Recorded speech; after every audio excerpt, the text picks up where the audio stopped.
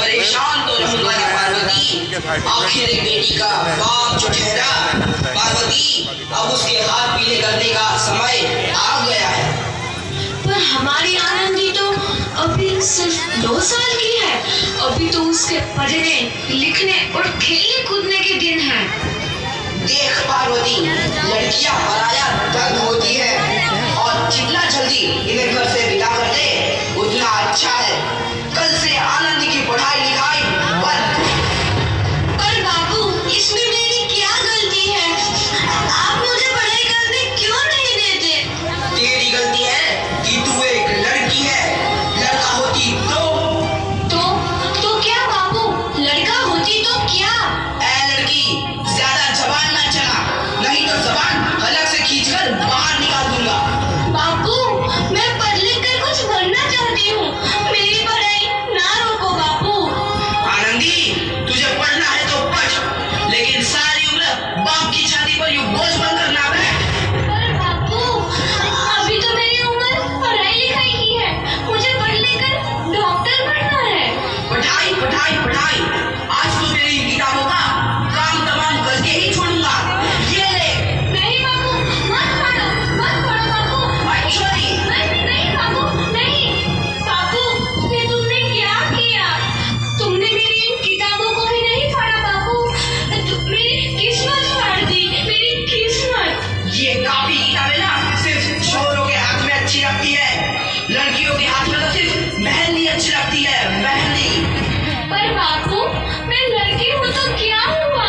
लड़का और लड़की तो हमारी दोनों आंखों के समान होते हैं। चुप कर आनंदी, और यह एहसान मान कि अब तक जिंदा है तू। कहीं बचपन में गला दबाकर मार दिया होता तो यह तेरी बकबक नहीं सुननी पड़ती आज। पर बाबू, मुझे चूल्हा हिलाना अच्छा ना लगे है। देख छोरी, जितना जल्दी हो तू चूल्हा जलाना सीख ले, उतना ही अच्छा है तेरे लिए। और हाँ, तेरा ब्याह तो होगा, वो भी करेंगे कल। अपना जीवन है तुम्हारी यह कहानी। आंचल में है दूध और आंखों में है पानी।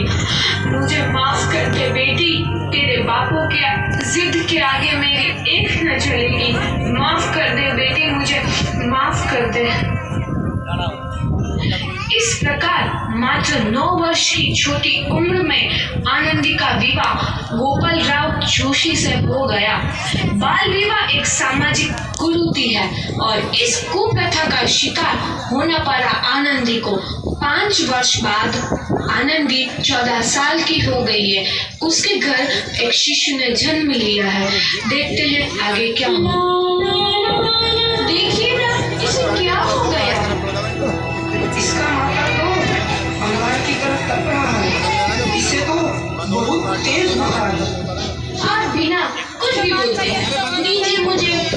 माधव, जल्दी से वैद्य जी को बुला के लाओ। जी, अभी बुला के लाता हूँ। ये तुम क्या कर रही हो आनंदी? भगवान की विभूति लगा रही हूँ। बस करो आनंदी, ये सब अंधविश्वास है। अरे आप यकीन तो कीजिए, भगवान की कृपा से इसका माथा ठंडा हो रहा है और बुखार भी उतर गया है ना बाबू? देखिए, दीजिए मुझे। उठो बाबू, आंखें खोलो, तुम्हें तुम्हारी माँ बुला रही है। आंखें खोलो, देखिए ना इसे क्या हो गया है। आंखें भी नहीं खोल रहा। आंखें खोलो बेटा। आप चुप क्यों है? आंखें खोलो बेटा, आंखें खोलो। आनंदी, हमारा बेटा कभी आंखें नहीं खोलेगा। नहीं, ऐसा नहीं हो सकता। मेरे बेटे को मुझसे कोई नहीं छीन सकता, कोई नहीं छीन सकता। पागल मत बनो आनंदी। माधव,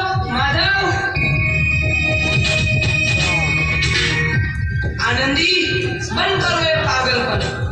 भगवान ने मेरा बच्चा छीन लिया। भगवान ने नहीं, तुम्हारी अशिक्षा और अंधविश्वास ने तुम्हारा बच्चा छीना है। अगर तुम पढ़ी लिखी होती तो आज हमारा शिशु जीवित होता। तुम अनपढ़ थी आनंदी, अनपढ़।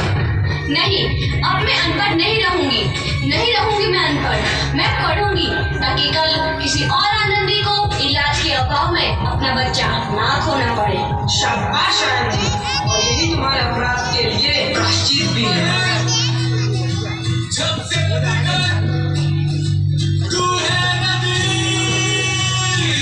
आनंदी, तुम्हारी 12वीं का परिणाम आ गया है। तुमने पूरे कॉलेज में प्रथम स्थान अर्जित किया है। आनंदी, तुम्हारी मेहनत रंग लाई है। तुम्हें शिक्षा वृत्ति मिली है। ये लो तुम्हारे अमेरिका जाने की टिकट। मुझे शिक्षा वृत्ति मिल गई, मैं अमेरिका जा रही हूँ। पर ये सब मैं अकेले कैसे कर पाऊंगी? आनंदी, अपने आप को इतना कमजोर क्यों समझ रही हो? फिर इतना पढ़ने लिखने का क्या फायदा? तुम अभी गवार की गवार नहीं हूँ मैं अब गवार।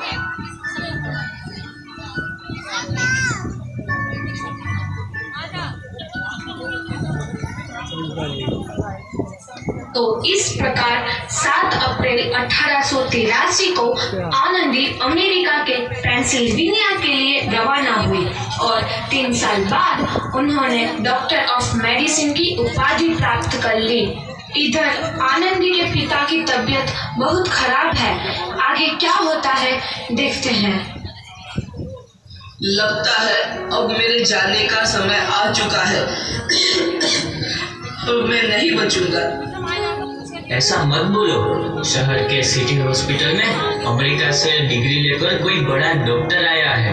एक बार वहाँ चलकर दिखा लेते हैं। हाँ, सही बोला भैया। कम से कम दिल को तसल्ली तो मिल जाएगी। हाँ, चलो चलो जल्दी हॉस्पिटल चलते हैं।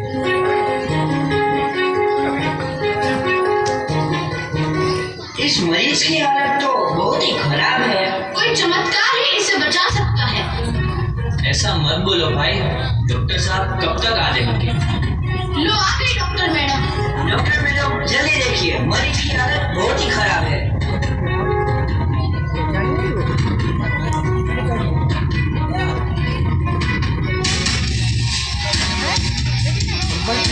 अब आप बिल्कुल ठीक है। मौत के मुंह से आपको बचाया है डॉक्टर मैडम ने। डॉक्टर साहब ने मुझे बचा लिया। मुझे मिलना है डॉक्टर साहब से। डॉक्टर साहब नहीं, डॉक्टर मैडम बोलो। डॉक्टर मैडम, उन्होंने ही तुम्हें जीवन दान दिया है। लो आ गई डॉक्टर मैडम, मिल लो उनसे। डॉक्टर मैडम आपका बहुत बहुत धन्यवाद। आपने मेरी जान बचाई। इसके बदले में मैं गरीब भला आपको क्या दे सकता हूँ? वचन चाहिए मुझे कि कभी ये नहीं कहोगे कि लड़कियां कुछ नहीं कर सकती। वचन? ये कैसा वचन? अरे श्यामलाल, तुमने पहचाना नहीं? तुम्हारी बेटी आनंदी। आनंदी? मेरी बेटी आनंदी डॉक्टर? हाँ बाबू, वही आनंदी जिसके लिए बचपन में तूने चूल्हा और दुल्हा के अलावा कुछ नहीं सोचा था। आनंदी, आनंदी मेरी बेटी, मुझे माफ कर दे। मैं तेरा गुनहगार हूँ बेटी। नहीं बाबू, वही आनंदी जिसके हाथ पीले करके तुम उसकी सारी जिंदगी काला कर देना चाहते थे। माफ कर दे मुझे मेरी बच्ची, माफ कर दे। मैं तेरा अपराधी हूँ मेरी बच्ची, माफ कर दे। नहीं बाबू, मैंने तो तेरा एहसान चुकाया है। याद है ना अपना एहसान जो बचपन में तुमने मुझ पर किया था?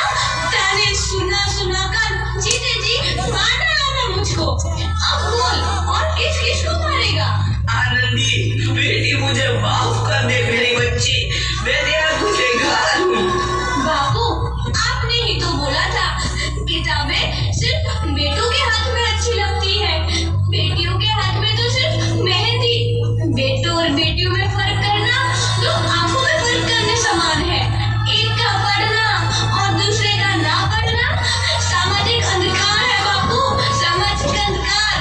उपकार मांगता हूँ मैं तुझ जैसी बेटी का, जिसने सारी उम्र मुझसे कुछ ना मांगा तो सिर्फ बराबरी का दर्जा। वरना सच तो यह है कि मैं तेरी माफी के लायक भी ना हूँ। मुझ जैसा बाप तेरी बराबरी कर सके उसके मैं लायक भी ना हूँ मेरी बेटी, लायक भी ना हूँ। अपने बापू को क्या माफ नहीं करोगे आनंदी?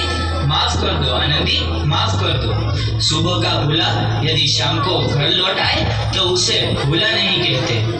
बापू